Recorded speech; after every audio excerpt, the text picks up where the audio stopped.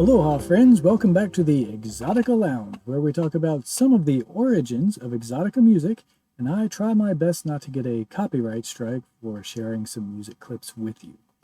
So, let's go all the way back to 1950. Jackie Robinson has just signed his contract with the Dodgers, highest contract in Dodgers history, for $35,000. Disney releases their animated Cinderella in February. McCarthy starts up his hunting of communism in the United States. Elizabeth Taylor marries Conrad Hilton. Lasted about 8 months. The first Formula One race is run. Joe DiMaggio celebrates his 2000th hit. The Korean War starts. Guam is incorporated as a U.S. territory, granting residents American citizenship. Bell Laboratories creates their first telephone answering machine. James Dean starts his acting career in a Pepsi commercial. Shirley Temple announces her retirement at age 22. And this song is the #1 hit of the year. Irene, good night. Irene, good night. Good night, Irene. Good night, Irene. I'll see you in my dreams.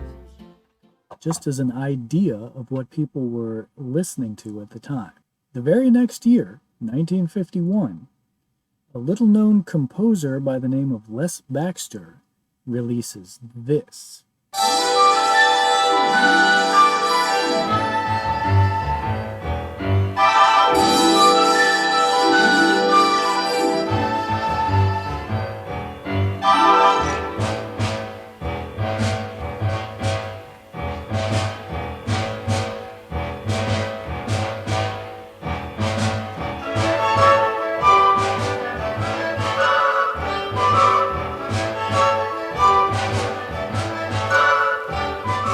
And the public collectively loses their minds. This was a major hit for Baxter, for his label, Columbia, and for music in general. This was something that people just hadn't heard before. Baxter was drawing from contemporary classical composers, also pulling from the French Impressionist movement, but overlaying those compositional techniques with rhythms from Africa and South America.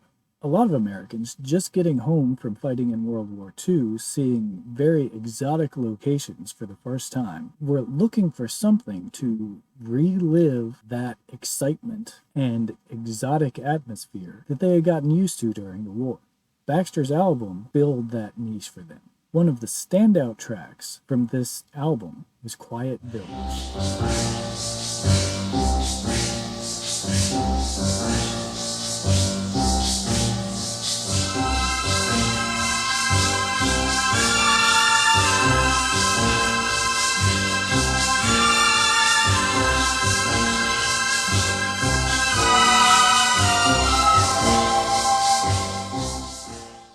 The sounds and themes on that album permeated the American landscape and left people looking for more.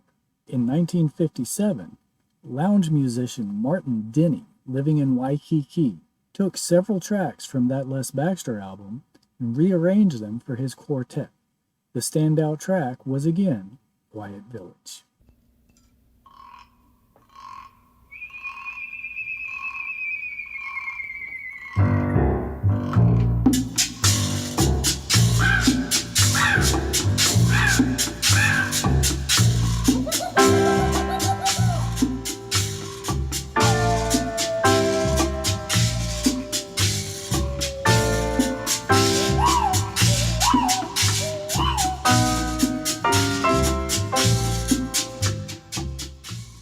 This song really launched Denny's career.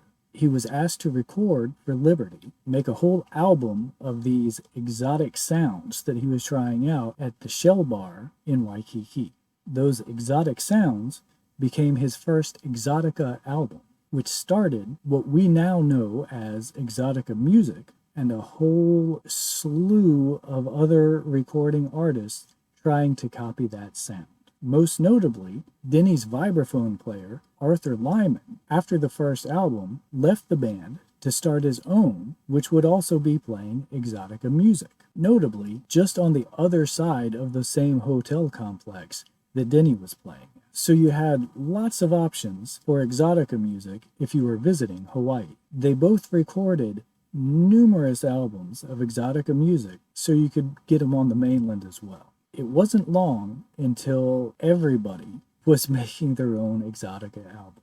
We'll talk in a later episode about what maybe ended the Exotica movement. One of my ideas about this is that they recorded so much the market was just absolutely saturated. By the end of Denny's career, his label was putting out albums with his name on it that he didn't even have anything to do with. Several low-budget labels were even taking recordings by other artists, changing the titles, making up an artist's name, and just re-releasing those songs, just trying to cash in on everyone's desire to get Exotica music.